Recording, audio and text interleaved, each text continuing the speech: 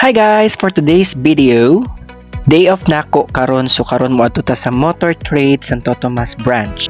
Kay deserve man nako ni so karon mokuha tag isa ka unit guys. Mo ni ang unit nako nga Mio Gear.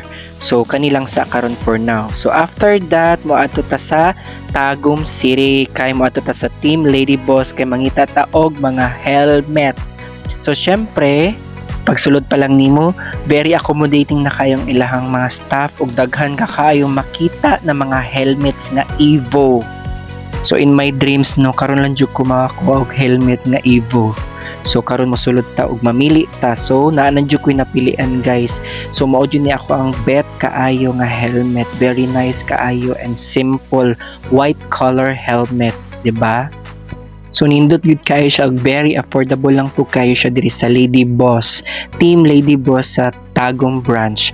So daghan pud sila mga baligyan na sila mga tumbler, mga raincoat ug uban pa. So picture sa ta diri nga side no sa ilahang mga staff. So guys, so para asa man day imong gitrabahuan. So syempre makaingon jud ka nga the serve, di ba? So kailangan ang hinaguan nimo maadto sa maayo.